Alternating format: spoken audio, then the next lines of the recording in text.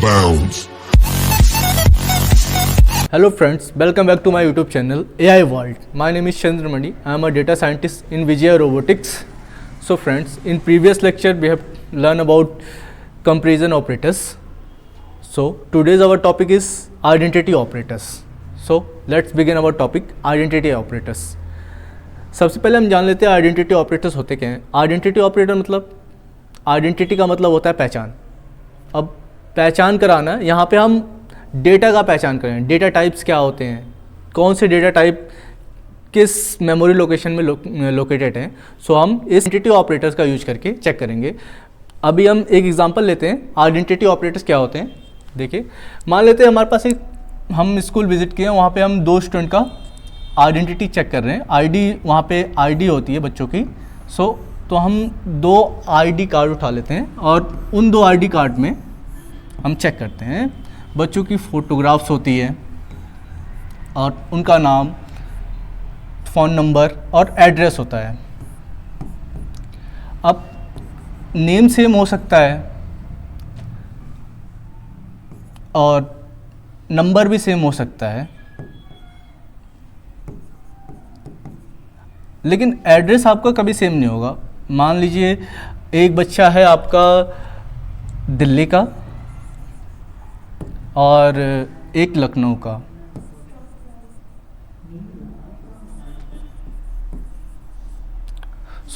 ठीक.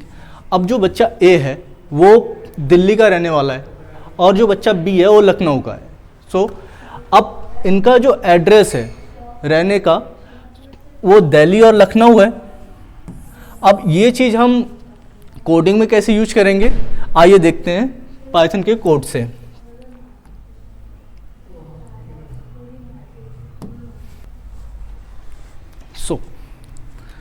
Identity operators.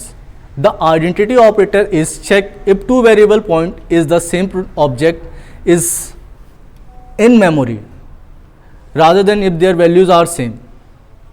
अब ये हमने दो एग्जाम्पल लिया था दो स्टूडेंट का. अब दोनों का जो स्कूल वगैरह सब कुछ सेम था, लेकिन उनका एड्रेस अलग था. अब यहाँ पे हम कैसे यूज करेंगे, एग्जाम्पल के थ्रू देखते हैं. मान लीजिए x = 5 एंड y =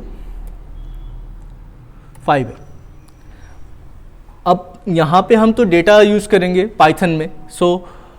अब डेटा का क्या है, हम डेटा पे चेक करेंगे कि ये वैल्यूज़ ट्रू दे रहा है या नहीं, या फिर इनकी आईडी सेम है या नहीं. अब इन वैल्यूज़ पे चेक करेंगे, जैसे कि अब यहाँ पे हम इस ऑपरेटर का यूज़ करेंगे. x = 5, डेटा सेम है और सेम मेमोरी लोकेशन में है. ये हमें ट्रू वैल्यू दे रहा है. और पाइथन का केस ये भी है, जो भी डेटा होगा 256 से अगर हम ऊपर वैल्यूज़ लेंगे तो इनका मेमोरी लोकेशन चेंज होता है. आइए हम इस एग्जांपल के थ्रू देखते हैं. जैसे a =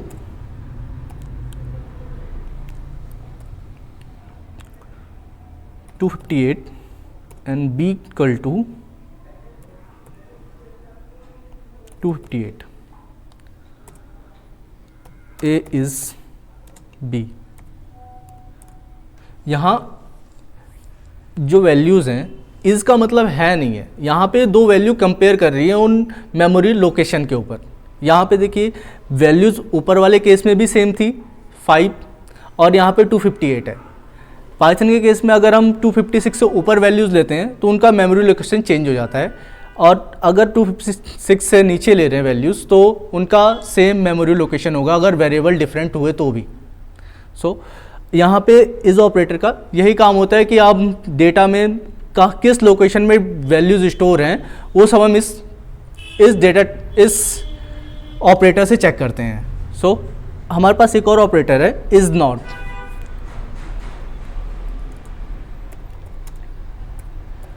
जो कि इसी का सब पार्ट है.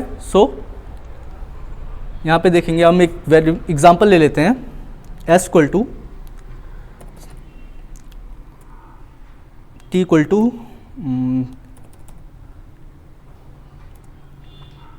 s is not t. Value true देगा। अगर हम वैल्यू सेम रखेंगे यहाँ पे d equal to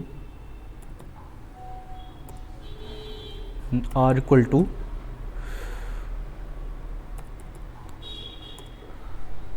d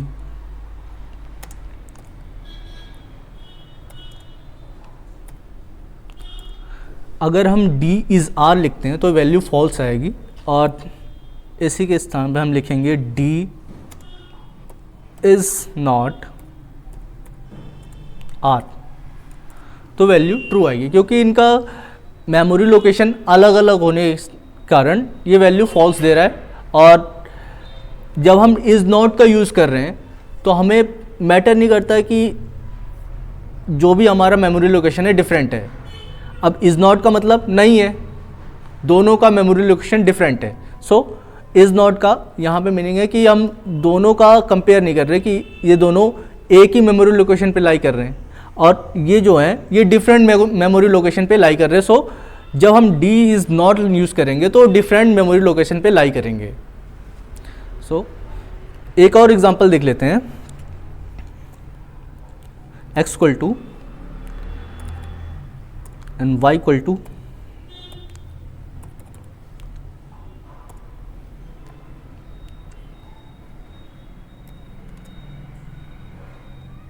x is y false और x is not y, it's possess true। so आप कितनी भी आप जितना प्रैक्टिस करेंगे इसके ऊपर उतना आपको अच्छा सीखने को मिलेगा। अगर आपको हमारी ये वीडियो पसंद आई है तो प्लीज़ इसको लाइक करें, शेयर करें और सब्सक्राइब करना ना भूलें। मिलते हैं नेक्स्ट वीडियो में। Bye bye.